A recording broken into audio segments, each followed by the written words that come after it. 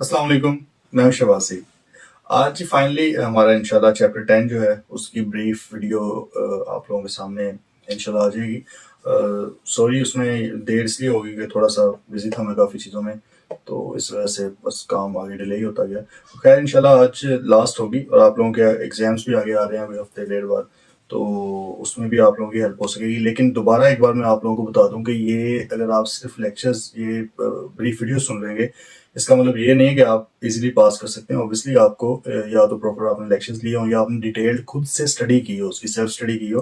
Other than that कोई भी चीज़ इतनी जल्दी में अगर 20-22-25 मिनट में या 40 मिनट में आपको एक चैप्टर करवाया जाता है तो उसमें आपकी पास होने की गारंटी नहीं दी जा सकती। लेकिन ये रिवीजन पर्पज़ के लिए आई होप के सबके लिए ज़रा बेनिफिशियल भी होगा इंशाल्लाह। तो जी स्टार्ट करते हैं। चैप्टर 10 है इंडस्ट्रीज ऑफ पाकिस्तान। पाकिस्तान की कुछ 4-5 मेजर जो इंडस्ट्रीज हैं उनको यहाँ पे डिस्कस किया गया। ICAP के मुताबिक जो बेहतर इंडस्ट्रीज हैं पाकिस्तान की उनको बताया गया। लेकिन उसकी तरफ जाने से पहले की ग्लॉसरी थोड़ी सी दे रहे थे, 5-7 टर्म्स हैं, उनका मतलब समझ लेते हैं। मतलब उनका क्या है?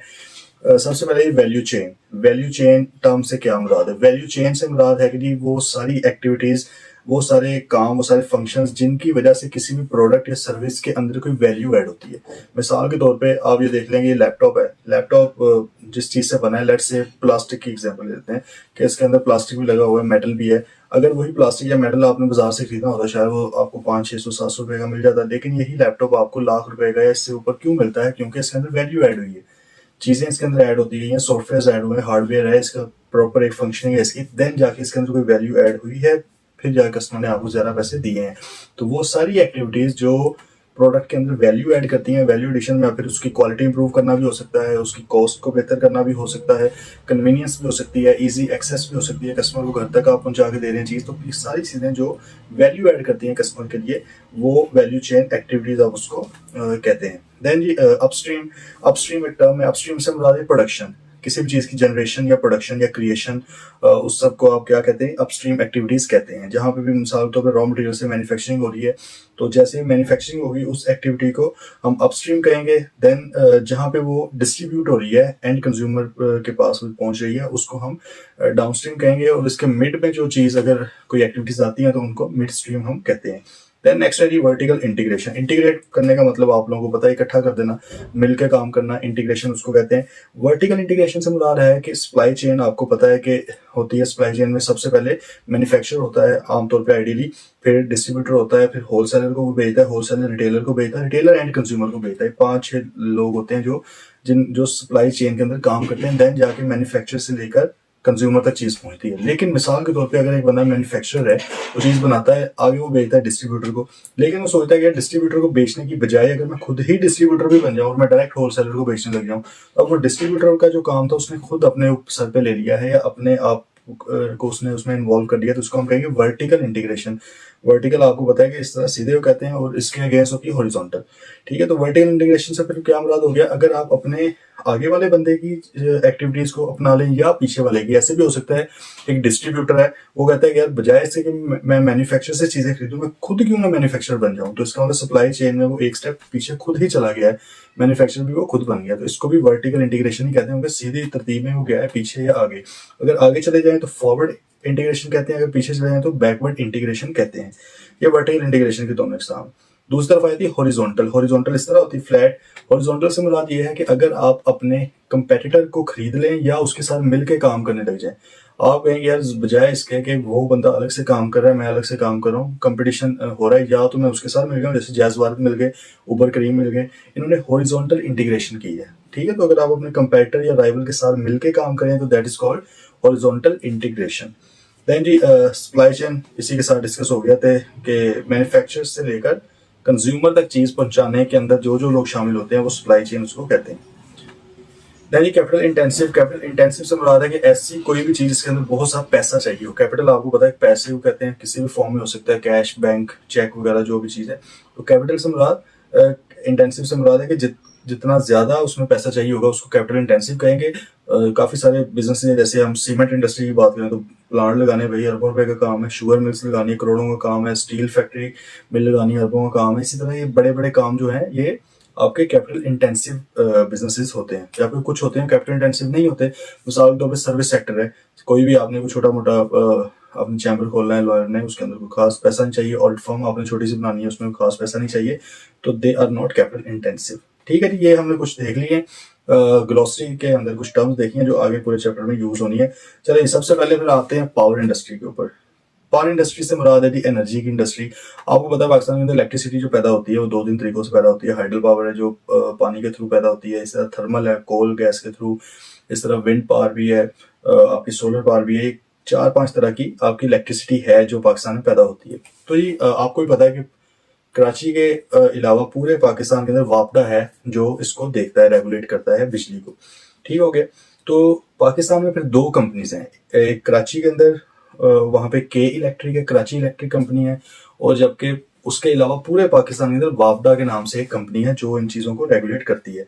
तो जी 2005 से पहले कराची इलेक्ट्रिक जो थी वो KESC के नाम से थी, कराची इलेक्ट्रिक सप्लाई कंपनी के नाम से थी, और सरकारी कंपनी थी, मतलब पब्लिक सेक्टर ऑर्गेनाइजेशन थी। लेकिन उस वक्त आपको पता है गवर्नमेंट की जो ऑर्गेनाइजेशन होती हैं उसके अंदर काफी मसले मसाइल आते हैं, और कराची की बहुत ज्यादा नीड्स थी, बहुत ज्यादा रिक्वायरमेंट थी एनर्जी की, जो कि वो फुलफिल नहीं कर पा रही थी एफिशिएंटली। देन उन्होंने सोचा कि इसको हम प्राइवेटाइज कर देते हैं। 2005 में प्राइवेटाइज करके इसको क्या बना दिया गया, के इलेक्ट्रिक, कराची इलेक्ट्रिक बना दिया गया। इसी तरह वापडा के बारे में भी ये सोचा गया कि यार वापडा सारे काम तो नहीं खुद से कर सकता, क्यों ना इसके डिवीजन्स बना दिए जाए। हमने जो चैप्टर 3 के अंदर डिवीजनल स्ट्रक्चर भी पढ़ा है, तो उसी तरह की काइंड ऑफ डिवीजन्स बनाए गए। लेकिन यहाँ पे फर्क ये है कि डिवीजन बनाकर हर किसी को अलग अलग कंपनी भी बना दिया। पेरेंट कंपनी ऊपर फादर कंपनी जो आपकी है वो वापडा ही है, लेकिन उसके अंडर 3 तरह की कंपनीज बना दी गई। कौन सी थी? ऐसी कंपनी जो सिर्फ बिजली बनाएंगी उनको कहा जाता है जेनकोज, जनरेशन कंपनीज। आप देख लें, मतलब मंगला डैम, तरवेला डैम आपके सामने है, ये सारे वापडा के अंडर ही हैं, लेकिन ये जेनकोज हैं। देन दूसरी आ जाती है जी जो टरबाइन से, मतलब जहां से बिजली बनती है वहां से लेकर ग्रिड स्टेशन तक पहुंचाते हैं। ग्रिड स्टेशन क्या होता है? हर शहर या हर इलाके के अंदर आपको पता है एक आधा एरिया होता है इसमें बहुत ज्यादा खंभे लगे होते हैं। ग्रिड स्टेशन होता है जो वहां पे सेंट्रलाइज होती है बिजली उस इलाके की, वहां से फिर आगे बिजली आपको केबल्स या तारों के थ्रू पहुंचाई जाती है। तो जी अगर तो टरबाइन पावर प्लांट से आपने ग्रिड स्टेशन तक पहुंचानी है बिजली, तो उसके लिए कंपनी है एनटीडीसी कंपनी है, वो भी वापडा के ही अंडर है लेकिन अलग से एक कंपनी है। उसका काम सिर्फ और सिर्फ क्या है? बिजली को पावर प्लांट से लेकर ग्रिड स्टेशन तक पहुंचाना। जैसे जेनको का काम सिर्फ और सिर्फ जनरेशन है, इसके अलावा आगे डिस्ट्रीब्यूट करना उनका काम नहीं है। आगे टरबाइन से, पावर प्लांट से या जेनको से लेकर ग्रिड स्टेशन तक पहुंचाना किसका काम है? एनटीडीसी का। अब ग्रिड स्टेशन से तो नहीं लोगों ने जाके बिजली लेनी होती है, बिजली तो लोगों ने अपने घरों में यूज करनी है या फैक्ट्रीज में यूज होनी है या ऑफिस में यूज होनी है। तो दी ग्रिड स्टेशन से फिर आगे जहां जहां पे बिजली चाहिए होती है वहां तक पहुंचाना किसका काम है? Discourse, distribution company. आप लोग अपने घर में बिल देखें, वो लेस्को का होगा, फेस्को का होगा, गैपको का, मैपको का, पिशावर के अंदर पेस्को वगैरह, ये सारी कौन सी कंपनी है? डिस्कोस हैं, डिस्ट्रीब्यूशन कंपनीज हैं। ये अलग अलग से कंपनी है, लेकिन ये भी अम्ब्रेला किसके अंडर आता है? उसी अम्ब्रेला के अंडर आती है, वापडा के। ठीक हो गई। तो इसका मतलब वापडा ऊपर है, वापडा ने नीचे फिर अपनी 3 कंपनीज अलग से बना दी, 3 तरह की कंपनीज। जाहिर है कंपनीज तो काफी ज्यादा, लेकिन उनकी जो नोयत है वो 3 तरह की है, जेनकोस, एनटीडीसी एंड डिस्कोस। ठीक हो गया। तो जी वापडा की फिर वैल्यू चेन आपको सामने आपके डिस्कस होगी है किस तरह सबसे पहले वैल्यू ऐड होती है बिजली बन के, देन बिजली बनने के बाद ट्रांसमिशन होती है एनटीडीसी के थ्रू, फिर एनटीडीसी के बाद ग्रिड स्टेशन से आपके घरों तक या आपके ऑफिस और फैक्ट्रीज तक पहुंचाती हैं डिस्कोस। ये सारा तरीकाकार बिजली को पहुंचाने का। अब आपको पता है कि जब बिजली पैदा होती है उस वक्त जो बिजली की वोल्टेज है और जो आप लोगों के घरों तक पहुंचती है, क्या वो दोनों की वोल्टेज बराबर होगी? बिल्कुल उसकी वोल्टेज बराबर नहीं होती, इक्वल नहीं होती। जब बिजली पैदा होती है तो उसकी वोल्टेज पहले तो होती बड़ी कम, सही है। वहां पर फिर लगाए जाते हैं स्टेप अप ट्रांसफार्मर। ठीक है। स्टेप अप से मुराद क्या है? उसकी वोल्टेज को बढ़ाया जाता है। आप लोगों के घरों में या हर जगह पे आमतौर पर 240 230 वोल्ट आपको पता है कि इतनी की बिजली आती होती है, ये वोल्टेज होनी चाहिए उसकी। इससे अगर बहुत ज्यादा है 400-500 है तो चीजें अप्लायंसेज आपकी जल सकती हैं, इससे बहुत कम है तो चीजें चलती ही नहीं है। ठीक है। तो आम तौर पे लेट्स से 220 230 तक हमें रिक्वायर्ड होता है। तो जब बिजली बनती है वो बड़ी कम होती है, फिर उसको स्टेप अप करके उनके आगे बहुत सा फासला उसमें तय करना होता है, उसको उसकी वोल्टेज को बढ़ाया जाता है। लेट्स से 500 600 700 तक किया जाता है। लेकिन क्योंकि ये सारी बिजली यूज के काबिल तो नहीं है आपने तो कम वोल्टेज की यूज करनी है।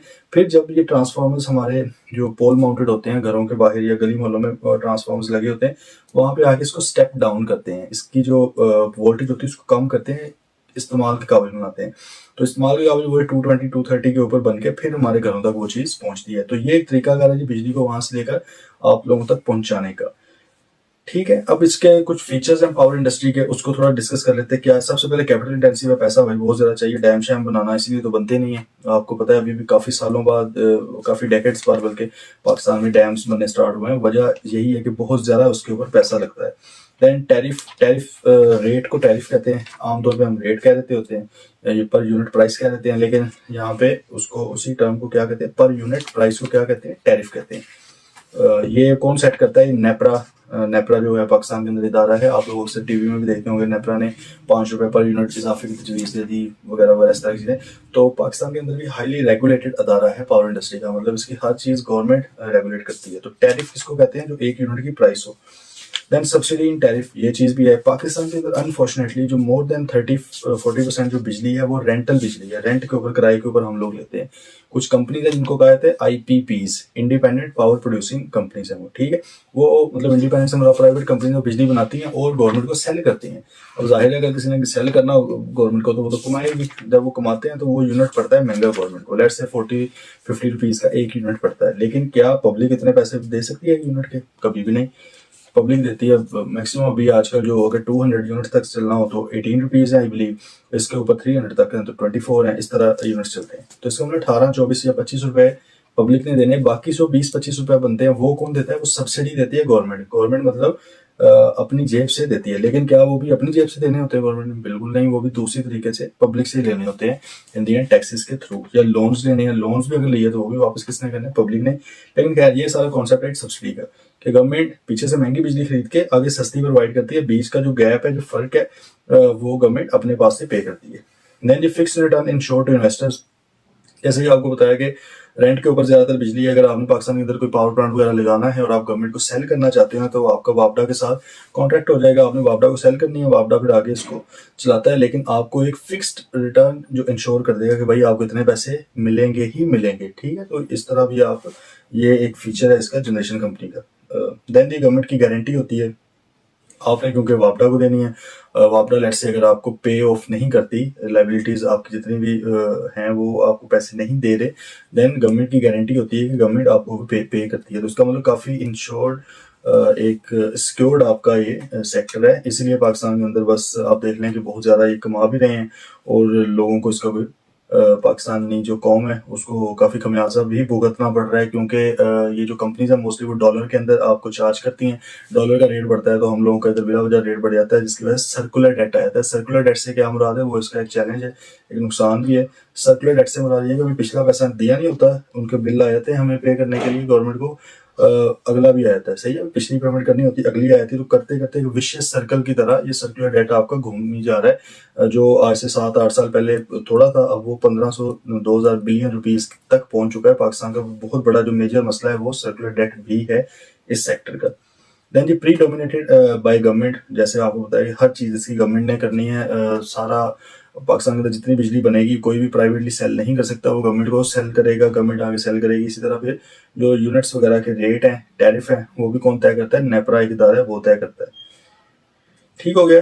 तो ये इसके बिजनेस फंक्शंस क्या हैं, फंक्शंस मतलब कौन कौन से डिपार्टमेंट्स हैं, चैप्टर 3 के जो फंक्शंस थे, मतलब डिपार्टमेंट को फंक्शन कहते हैं। वो आमतौर पे फाइनेंस का फंक्शन होता है, प्रोक्योरमेंट एंड लॉजिस्टिक्स का, क्योंकि इसके अंदर बहुत हैवी काम होता है, तारे शारे खरीदने हैं, टावर खरीदने हैं, बहुत ज़्यादा चीज़ प्रोक्योरमेंट की, परचेज की इन्वॉल्व होती हैं। तो उसके लिए भी बना दिया गया है अलग से एक डिपार्टमेंट। लॉजिस्टिक्स से मुराद भी यही, ट्रांसपोर्टेशन, ये सारी। दैन रेगुलेटरी एक इदारा होता है जिसने देखना होता है कि क्या हम हुकूमत के जो लॉज वगैरह हैं उसके मुताबिक चल रहे हैं या नहीं चल रहे। हेल्थ सेफ्टी एंड एनवायरनमेंट, ये बहुत ज़्यादा ज़रूरी है। आपको पता है बिजली एक बड़ी खतरनाक चीज़ भी है, तो आपको इसके ऊपर भी फोकस करने के लिए आपने एक अलग से डिपार्टमेंट बनाया हुआ। इंफॉर्मेशन टेक्नोलॉजी, बड़ा ज़्यादा इसका अमल दखल है। अब आपको पता है कि ऑनलाइन भी आप बिल भी देख सकते हो, ऑनलाइन बिल की पेमेंट्स भी हो सकती हैं, ये सारा आईटी के थ्रू हुआ है। तो इसका मतलब आईटी के ऊपर भी इन्वेस्ट करने के लिए अलग से एक डिपार्टमेंट, एक फंक्शन बनाया गया है। देन बिलिंग फंक्शन, बिल बनाना एक बड़ा अजीब टेक्निकल काम है यहाँ का। आप अगर कभी बिल देखें तो उसके अंदर काफ़ी सारी चीज़ें होती हैं। पीक आवर्स का रेट और होता है, उसके यूनिट्स भी निकाले होते हैं। ऑफ पीक आवर्स जो होते हैं उसका रेट अलग है, उसके यूनिट्स अलग से निकाले होते हैं। उसके ऊपर टैक्सेस है, इनकम टैक्स है, सेल टैक्स है, फर्दर टैक्स है, जीएसटी है, और पीटीवी की फ़ी है, और पता नहीं क्या क्या चीज़ें उसके अंदर शामिल करते हैं। तो उसकी आप कभी कैलकुलेशन देखें अपना घर का बिजली का बिल देख के, तो एक टेक्निकल चीज़ है, इसलिए उसको अलग से एक बिलिंग डिपार्टमेंट भी बनाया हुआ है। दैन ये मार्केटिंग एंड कम्युनिकेशन, इस काम के लिए भी एक अलग से डिपार्टमेंट है। चैलेंजेस क्या है जी, मतलब चैलेंजेस से मतलब क्या मुश्किल है पावर इंडस्ट्री की। एक तो availability of machines and network. Pakistan क्योंकि एक अंडर डेवलप कंट्री है या एक डेवलपिंग कंट्री है, इसके अंदर खुद से तो मशीन्स वगैरह नहीं बनती, बाहर से इंपोर्ट ही करनी पड़ती हैं आपको। तो लोकली अवेलेबल नहीं है हमारे पास इतनी ज़्यादा, नेटवर्किंग इतनी अच्छी हुई नहीं है इन चीज़ों की, तो ये एक बहुत बड़ा चैलेंज है। Then reliable and safe operations. Pakistan में क्या वैसे तो पूरी दुनिया के अंदर ये काफ़ी खतरनाक एक चीज़ है। अक्सर आप देखते होंगे कोई हाई वोल्टेज की चीज़ और लिखा होता है डेंजर, क्योंकि बिजली है तो एक आपको जानलेवा उसमें काफ़ी चीज़ें होती हैं, खतरात होते हैं। तो पाकिस्तान में भी फिर इसी तरह उनके जो ऑपरेशन है, उनके जो काम करने हैं, उसकी जो रिलायबिलिटी है, उसकी जो सेफ्टी है, उसका बड़ा ख्याल रखना पड़ेगा आपको। ये बहुत बड़ा चैलेंज है। देन जी uninterrupted power supply, UPS to consumers, मतलब अनइंटरप्टेड पावर सप्लाई कंज्यूमर को देनी है, ये बहुत बड़ा चैलेंज है आपके सामने। पाकिस्तान में पता नहीं कितने साल जब से पैदा हुए हैं, शायद लोड शेडिंग ही चल रही है, तो ये बहुत बड़ा चैलेंज है कि कंज्यूमर तक आपने बिजली पहुंचानी है। Then prompt response to consumer complaints, ये भी भाई एक बहुत बड़ा चैलेंज है कि जो भी कंप्लेंट्स हैं उनको टाइमली रिस्पॉन्ड भी करें, उनको सही भी करें। Then timely collection of bills, bills की कलेक्शन भी एक चैलेंज है। हर जगह से आसानी से बिल्स नहीं इकट्ठे होते, कई तो लोग बड़े शरीफ हैं वो टाइमली पेमेंट कर देते हैं, लेकिन कई बहुत से ऐसे इलाके हैं जहाँ पे लोग कुंडे वगैरह भी डाले होते हैं, थेफ्ट भी होता है वहाँ पे। और अगर आप वहाँ पे बिल्स कलेक्ट करने जाओगे तो खुदा न खासा भी बुरी खबर ही वहाँ से मिलेगी आपको। तो काफ़ी जगहों पे लोग पे नहीं भी करते bills. Then reducing power theft and line losses, ये बहुत बड़ा चैलेंज है। मिसाल के तौर पे अगर पाकिस्तान में 30,000 मेगावाट बिजली बनती है, जनरेट होती है, तो 30,000 ही आगे नहीं पहुँचती। काफ़ी सारी बिजली बीच में लोग चोरी कर लेते हैं, ठीक है, उनके मीटर वगैरह नहीं लगे होते, वो डायरेक्ट तारों को जो होती हैं 11 kV वगैरह की तारें, उनके साथ अटैचमेंट को करके तो अपनी बिजली वहाँ से ले लेते हैं, ठीक है। या लाइन लॉसेज हैं, जो तारें हैं वो भी इतनी अच्छी क्वालिटी की नहीं है कि जितनी बिजली पीछे पैदा होती है वो सारी की सारी पहुंचाए, उसमें से भी काफ़ी जो बिजली होती है रास्ते में वेस्ट भी हो जाती है, तो ये भी एक बहुत बड़ा चैलेंज है। एंड सर्कुलर डेट का इशू तो है ही, जैसे मैंने आपको ऊपर बताया है, ठीक है जी। तो ये थी आपकी पावर इंडस्ट्री। अब सेकेंडरी टेक्सटाइल इंडस्ट्री, असल में तो ये पाकिस्तान की सबसे बड़ी इंडस्ट्री है, सबसे लार्जेस्ट इंडस्ट्री जब से पाकिस्तान बना है तब से टेक्सटाइल इंडस्ट्री है। क्यों? क्योंकि पाकिस्तान के अंदर कॉटन की जो प्रोडक्शन है वो बहुत ज़्यादा है, वो बहुत अच्छी प्रोडक्शन है कॉटन की, इसलिए फैसलाबाद जो पाकिस्तान का टेक्सटाइल हब है उसको मैनचेस्टर ऑफ पाकिस्तान भी कहा जाता है, क्योंकि इंडस्ट्रियल हब है, वहाँ पे टेक्सटाइल का बहुत ज़्यादा काम है। तो टेक्सटाइल इंडस्ट्री पाकिस्तान की एक अहम इंडस्ट्री है जी। इसकी जो 2021 के अंदर एक्सपोर्ट्स जो टोटल हुई थी पाकिस्तान की, उसका 57% हिस्सा सिर्फ टेक्सटाइल से था। एक्सपोर्ट्स आपको पता है जो पाकिस्तान से बाहर जो चीज़ें भेजी जाती हैं एक्सपोर्ट्स उनको कहते हैं, और इम्पोर्ट्स होती हैं जो अंदर आई हैं पाकिस्तान में। तो पाकिस्तान की जो टोटल एक्सपोर्ट्स थी उसका 57%, इसका मतलब है कि यही है सब कुछ, टेक्सटाइल ही है पाकिस्तान की असल इंडस्ट्री। इसी तरह पाकिस्तान की जो टोटल लेबर फोर्स है, जो मजदूर तबका है, उसका 40% आपकी टेक्सटाइल इंडस्ट्री के अंदर काम करता है। 40% बहुत बहुत बड़ी एक फिगर है। इसका कोई जो डायरेक्ट कोई रेगुलेटरी इदारा तो पाकिस्तान के अंदर नहीं है, जिस तरह ऊपर नेपरा या वापरा है बिजली के लिए, उस तरह फार्मास्यूटिकल के लिए हम देखेंगे ड्रैप होता है, ऑयल गैस के लिए ओगरा है, लेकिन इसका टेक्सटाइल का कोई अपना तो नहीं है। लेकिन एक इन्होंने प्राइवेटली एक एनपीओ टाइप एक एसोसिएशन बनाई हुई है जिसको एप्टमा कहते हैं, all Pakistan textile mills association. इसके अंदर मतलब टेक्सटाइल मिल्स जितनी भी हैं वो इसकी मेंबर बन सकती हैं, सारी का बनना लाजमी नहीं, लेकिन जिसका दिल करता है बन सकती हैं, ताकि ये लोग फिर आगे जाके अपने जो होते हैं मुतालबात रखते हैं। और अक्सर आप सुनते होंगे एप्टमा ने स्ट्राइक कर दिया, एप्टमा ने ये कर दिया, एप्टमा ने वो कर दिया, क्योंकि इनके पास क्लेम ऑन रिसोर्सेज है, जो हमने चैप्टर 1 के अंदर भी पढ़ा था कि पावर आपके पास कहाँ से आती है। तो क्लेम और रिसोर्सेज का भी इनके पास है कि भाई ये इनकी एक बार के कहने पे हड़ताल भी होती है, स्ट्राइक भी होती है, लोग फैक्ट्रीज भी बंद कर देते हैं। तो जी एप्टमा जो है इसके बाद 396 मेंबर्स हैं टोटल, जिसमें से आगे बताया हुआ 315 स्पिनिंग करते हैं, सिर्फ स्पिनिंग हम आगे पढ़ेंगे, ये होता है जी धागा बनाने का अमल को स्पिनिंग कहते हैं। 44 वीविंग करते हैं, सिर्फ धागे को आपस में जोड़ना, निटिंग करना, सही है, सिलाई करना वीविंग है। एंड 37 कॉम्पोजिट है, कॉम्पोजिट से मतलब जो इकट्ठे सारा काम करते हैं। तो 396 मेंबर्स हैं। रॉ मटेरियल 3 तरह के रॉ मटेरियल हैं जी टेक्सटाइल के, एक तो कॉटन है जो नेचुरल फाइबर है आपका, देन विस्कोस एंड पोलिस्टर, ये दोनों आपके लैब के अंदर मैन मेड दोनों आपके रॉ मटेरियल्स हैं, ठीक है। ये इंसान मतलब खुद बनाता है, तो पाकिस्तान के अंदर ऑब्वियसली अगर खुद बनाने वाली चीज़ है तो वो कम ही होगी इतनी कोई, क्योंकि रिसर्च वगैरह नहीं है, ठीक है। देन इसकी एक और रीज़न है कि जी पाकिस्तान के अंदर जो ग्रोथ थी टेक्सटाइल की वो कुछ अरसा स्टेगनेंट रही, मतलब रुक गई थी। उसकी रीजंस क्या है? ये सादा सी रीजन है, ये आप लोग इसको देख लीजिएगा, कोई इसके अंदर वो टेक्निकल चीज़ तो नहीं है, सामने समझने वाली चीज़। Then the value chain of textile industry, जैसे पावर इंडस्ट्री की वैल्यू चेन थी कि कैसे कैसे वैल्यू ऐड हुई, जेनकोज ने बिजली बनाई, एनटीटीसी ने ग्रिड तक पहुंचाई, फिर ग्रिड से आगे घरों तक पहुंचाई डिस्कोज ने, तो एक वैल्यू ऐड हुई चीज के अंदर। तो इस तरह टेक्सटाइल के अंदर जी सबसे पहले raw material sourcing, raw material को खरीदना, ये एक यहाँ पे वैल्यू ऐड हो सकती है कि आप अच्छा रॉ मटेरियल खरीदो और सस्ते दामों खरीदो। अगर अच्छा होगा तो कस्टमर उसके अच्छे पैसे पे करेगा, उसके लिए वैल्यू ऐड होगी। सस्ता आप उसको बना के देंगे तो वो अच्छी चीज के सस्ते पैसे आप उससे चार्ज कर सकते हो, तो इसके लिए वैल्यू ऐड होगी। देन जी दूसरा आगे स्पिनिंग। अब रॉ मटेरियल अगर हम बात करें, तीन तरह के रॉ मटेरियल आपने देख लिए हैं कि कॉटन है, विस्कोस है एंड पॉलिस्टर है आपका। कॉटन की अगर हम बात करें, कॉटन का आप लोगों को पता है कि जी आप जो कपास का फूल होता है वहां से फसलें वगैरह होती हैं, उनके अंदर से आप कपास का फूल निकालते हो।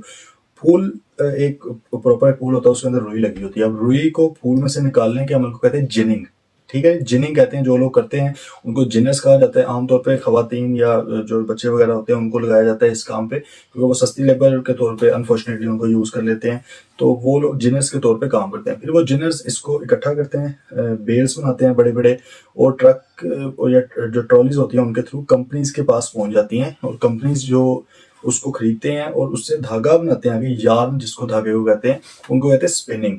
उस प्रोसेस को स्पिनिंग कहते हैं, और उन लोगों को स्पिनर्स कहा जाता है जो ये काम करवाते हैं। और अब पहले किसी दौर में आप अपने हाथों से भी कर लेते थे, लेकिन अब हर चीज के लिए मशीन्स आ गई हैं। आपको पता है, तो बहुत बड़ी बड़ी मशीन है जिनका काम क्या है, जो रुई है, कॉटन है, उससे यार्न बनाना, धागा बनाना। तो स्पिनिंग मशीन्स उनको कहा जाता है। जैसे हमने ऊपर पढ़ा कि 315 स्पिनिंग यूनिट्स हैं पाकिस्तान के एप्टमा के मुताबिक, जो एप्टमा के मेंबर्स हैं, ठीक है। तो धागा बन गया भाई। अब धागा मुख्तलिफ क्वालिटी का है, अगर आपने सस्ता बेचना है तो घटिया क्वालिटी का बना देंगे या लो क्वालिटी का बनाएंगे। अगर बहुत अच्छा महंगे दामों बेचना है तो आप बहुत अच्छी क्वालिटी का बनाएंगे। तो डिपेंड करता है कौन सी चीज़ है, उसके मुताबिक वो उसको बनाते हैं। Then next idea weaving. Weaving से मुराद है कि धागा तो बन गया, धागे को आपस में जोड़ना है। जो भी कपड़ा होता है, कपड़ा ये हमारे पास जो है ये फिनिश्ड प्रोडक्ट है। फिनिश्ड प्रोडक्ट से मुराद है कि इसके अंदर अभी बहुत सारी चीजें आगे होनी है, लेकिन स्टार्ट में धागे को सिर्फ आपस में जोड़ा जाता है, ठीक है। तो वो जोड़ने के अमल को क्या कहते हैं, वीविंग कहते हैं। वीविंग के अंदर चार तरह के प्रोसेस आ जाते हैं। एक सबसे पहले वार्पिंग। वार्पिंग से मुराद ये है कि आप जाहिर किसी भी चीज पे अगर आपने धागे को सिलाई करना है, तो अगर ऊपर सिलाई करना है तो पहले कुछ लगा होगा जिसके ऊपर सिलाई करेंगे, तो पहले आप एक फ्रेम लगाते हो जिसके अंदर लॉन्गिट्यूडनल आप धागा एक बांध देते हो।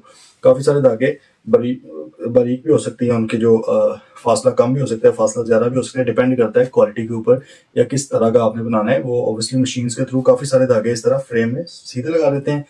इस अमल को कहते हैं वार्प। क्या कहते हैं, वार्पिंग कहते हैं। ये जो धागे सीधे होते हैं, देन इनके ऊपर मशीन्स चलती हैं। जो भी आपने डिजाइन बनाना है, या आमतौर पे सीधी भी चल सकती है मशीन्स, आप उसका एक डिजाइन सेट कर देते हो तो मशीन उस हिसाब से चलती हैं। तो एक जो नीचे धागा होता है उसको कहते हैं वार्प, और जो ऊपर उसके होती है सिलाई होती है उसको कहते हैं वेफ्ट, ठीक है। तो इस प्रोसेस को हम क्या कहते हैं, वार्पिंग कहते हैं। तो जो चीज हमारे सामने बन के आ जाती है इसके बाद, मतलब कपड़ा जुड़ा हुआ जो धागा है आपस में, वो आपके सामने बन के आया था, उसको हम कहते हैं ग्रीज। ग्रीज फैब्रिक कहते हैं। ये अनफिनिश्ड फैब्रिक है, अभी ये एंड नहीं हुआ, लेकिन क्योंकि धागा आपस में जुड़ गया है, वुवन है ये, तो इसको हम ग्रीज फैब्रिक कहते हैं, ठीक है जी। तो ये सारा कुछ करने के बाद फोल्डिंग वगैरह करते हैं, मतलब इसकी इंस्पेक्शन कर लेते हैं क्या सारा काम ठीक है या नहीं है। देन प्रोसेसिंग के अंदर चीज आ जाती है। प्रोसेसिंग में ये है कि धागा बन गया, अब उसके ऊपर सिंजिंग पहले होगी। सिंजिंग से मुराद बुर वगैरह होती है, उसको जरा खत्म किया जाता है, हीट के थ्रू भी खत्म किया जाता है, काट के भी खत्म कर देते हैं, ठीक है। वो ऊपर वाली बुर आपकी खत्म हो जाती है। Then desizing. जब आप वार्पिंग करते हो तो वार्पिंग करने से पहले आप उनको केमिकल्स लगाते हो धागे को, क्योंकि धागे ने बहुत ज्यादा स्पीड में और काफी, क्योंकि किलोमीटर्स में कपड़ा बनना होता है, कोई 5-7-10 मीटर नहीं बनना होता, बहुत ज्यादा कपड़ा बनना होता है और काफी देर मशीन में चलना होता है। तो आप उसको केमिकल्स लगाते हो जिसको कहते हैं साइजिंग। केमिकल्स लगाते हैं ताकि धागा आपस में फंसे ना और धागा आपस में टूटे ना, ठीक है।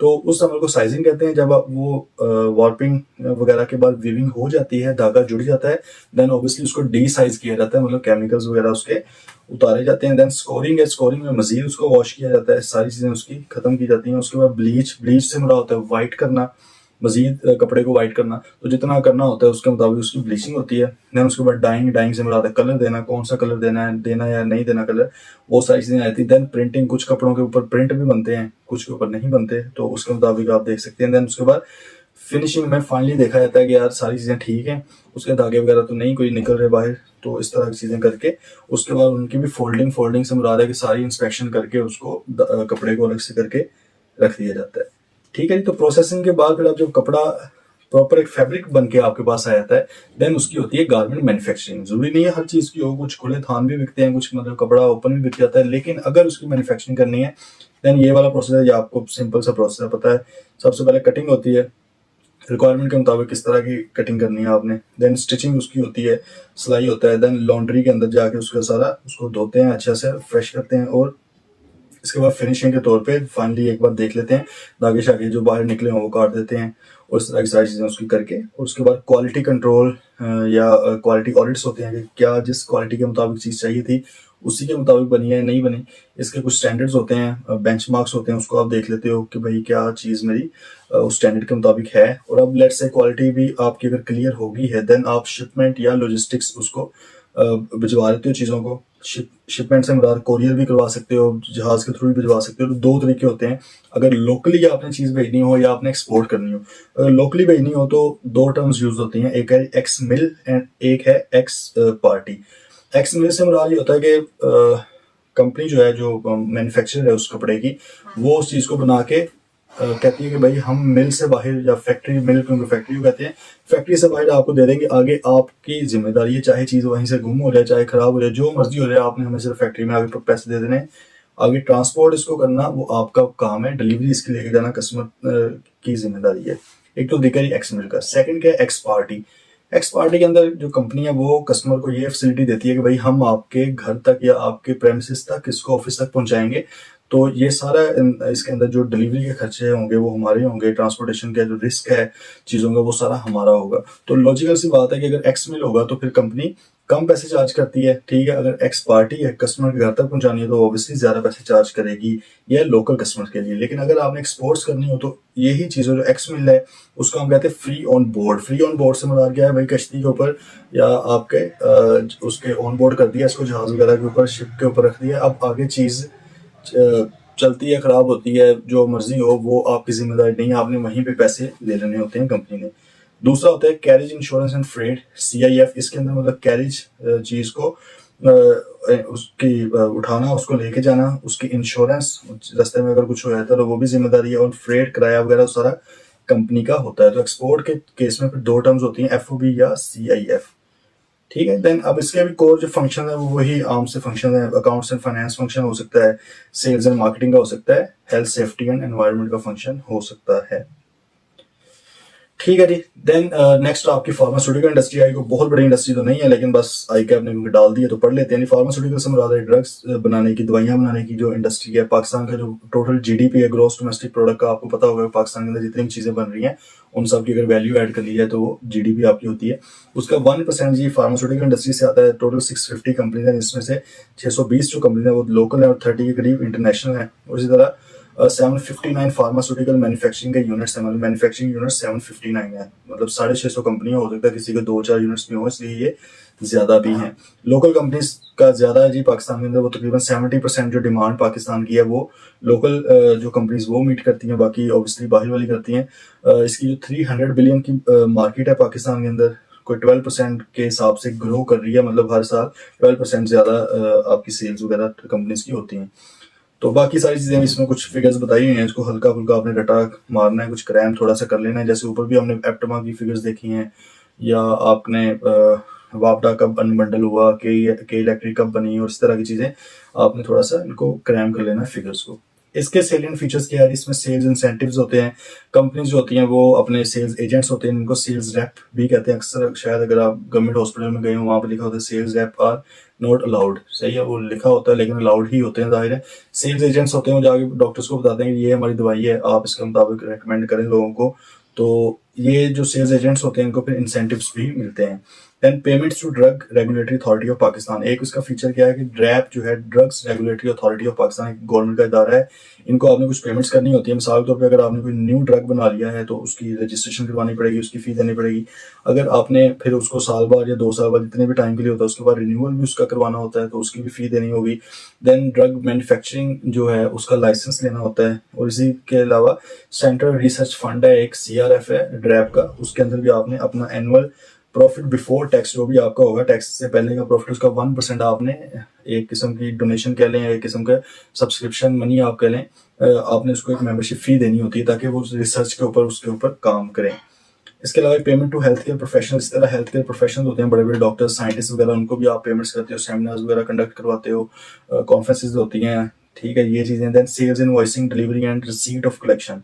आमतौर पे फार्मास्यूटिकल इंडस्ट्री के अंदर एडवांस में आप पैसे ले लेते हो, सही है, एडवांस मतलब आप कस्टमर से लेते हो, उसके बाद डिलीवरी करते हो, तो ये भी इनवॉइस वगैरह बनाना, डिलीवरी करना, ये भी सारी चीज़ें आती हैं। देन साइंटिफिक इन्फॉर्मेशन, आपको पता है रोज कोई ना कोई नई चीज़ आ जाती है, जैसे कोविड अब आया था, तो उसकी वैक्सीनेशन जिस कंपनी ने सबसे पहले बनाई वो गालवन फाइजर थी, सही है, फाइजर ने सबसे पहले इसकी वैक्सीनेशन बनाई, तो दुनिया में सबसे ज़्यादा चली भी वो, और महंगी भी वही वाली बिकी। इस तरह मॉडर्ना फिर आ गई, तो ये कुछ जो पहले पहले पायनियर होते हैं वो फिर आगे काफ़ी उनको कस्टमर्स भी मिल जाते हैं, कस्टमर्स को लगता है यार ये सबसे पुराने हैं तो इन्हीं से खरीदा है। इसका मतलब साइंटिफिक इन्फॉर्मेशन जो है, जो रिसर्च है, इसके ऊपर भी काम करना है इस डिपार्टमेंट ने। Then clinical trials, clinical trial से मुराद है कि भाई जब कोई चीज़ बनती है तो उसके पहले तो लैब ट्रायल्स होते हैं, लेबॉर्ट्री के अंदर उसको चेक किया जाता है कि क्या सारी चीज़ें उसकी पूरी हैं, क्या ये आपकी सेहत के लिए अनहाइजेनिक तो नहीं है, इसके कोई साइड इफेक्ट्स तो नहीं है।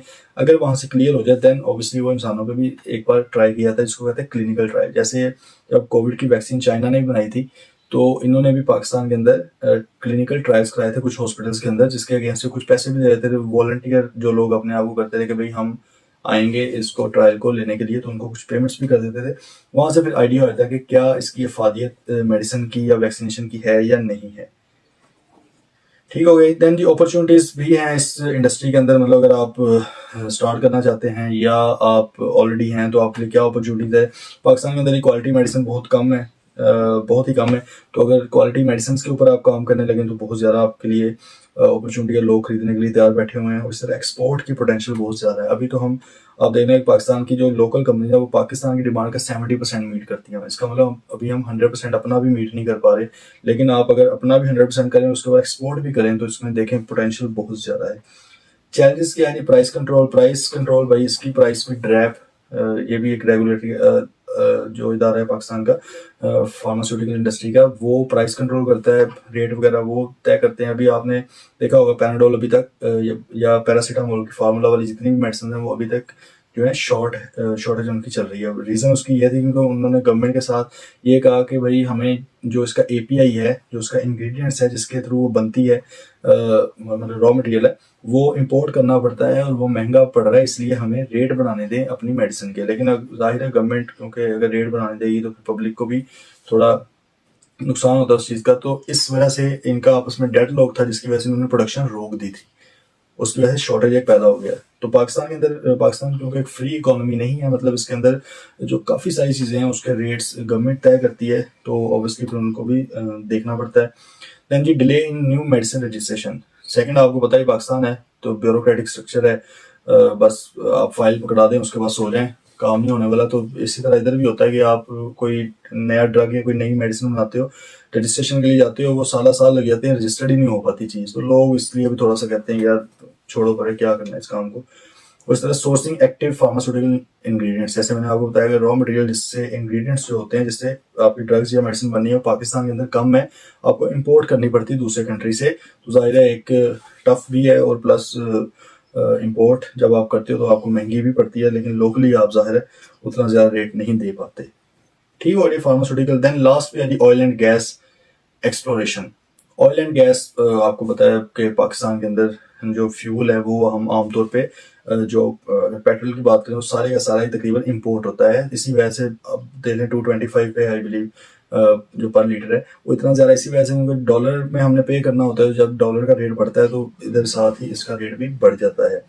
तो ऑयल एंड गैस एक्सप्लोरेशन जो है इसको जो पाकिस्तान में इदारा है वो ओगरा है, oil and gas regulating authority, वो इसको देखता है रेट वगैरह इनके सारे, जैसे ऊपर वापडा है, ट्रैप है, नेपरा वगैरह हमने देखे, इधर ओगरा है। इनके सप्लाई चेन की अगर बात करें कि आप तक कैसी चीज़ पहुंच रही है, 3 सेगमेंट्स बनाए गए। एक अपस्ट्रीम, जैसा कि हमें पता है प्रोडक्शन को या एक्सप्लोर करने को, एक्सप्लोर अगर नेचुरली करना हो गैस, क्योंकि पाकिस्तान में निकलती भी है, सिब्बी के मुकाम पे निकली थी, सुई के मुकाम पे बलोचिस्तान में, इसीलिए उसको सुई गैस कहा जाता है, अदरवाइज इसका सिंपल नाम नेचुरल गैस है। तो अगर तो ऑलरेडी जो चीज़ उसको डिस्कवर करना हो उसको एक्सप्लोर कहते हैं, या प्रोडक्शन से मुराद होता है बनाना किसी चीज़ को। तो एक्सप्लोरेशन या प्रोडक्शन अपस्ट्रीम में आ जाएगी। देन जो चीज़ निकलती है वो रॉ फॉर्म में होती है, क्रूड फॉर्म में होती है। अब उसको यूजेबल फॉर्म में लेके आने के लिए उसको रिफाइन किया जाता है। तो जो रिफाइनिंग का काम है या जो रिफाइनरीज हैं वो मिड स्ट्रीम में कैटेगरी है, उसके अंदर आ जाती हैं। देन उसके बाद डिस्ट्रीब्यूशन करनी है कंज्यूमर को, तो उसको हम डाउन स्ट्रीम कहते हैं। ठीक है जी। तो जो ऑयल एंड गैस है, आपको पता है कि गैस की अगर बात की जाए तो उसका सप्लाई चेन ज़रा सिंपल है। सुई के मुकाम से आमतौर पे निकलती है, ठीक है। वहाँ से दो आपकी कंपनी है सरकारी जो इसको देखती हैं आगे। एक है SNGPL, सुई नॉर्दर्न गैस। नॉर्दर्न गैस से मुराद है नॉर्दर्न एरिया जो पाकिस्तान का, मतलब पंजाब, इस्लामाबाद, KPK, ये एरियाज के अंदर SNGPL आपको गैस प्रोवाइड करती है। आप अपने अगर घरों में भी बिल भी देखें तो SNGPL का बिल होता है। तो ये घरों में या फैक्ट्रीज वगैरह में इन सब जगहों पे SNGPL इधर प्रोवाइड करती है। इसके अलावा जो इलाके हैं, मतलब सिंध और बलोचिस्तान का इलाका, वहाँ पे SSGCL है, सुई सदर्न गैस कॉर्पोरेशन लिमिटेड, वो वहाँ पे उनको बिजली गैस प्रोवाइड करती है। ठीक है।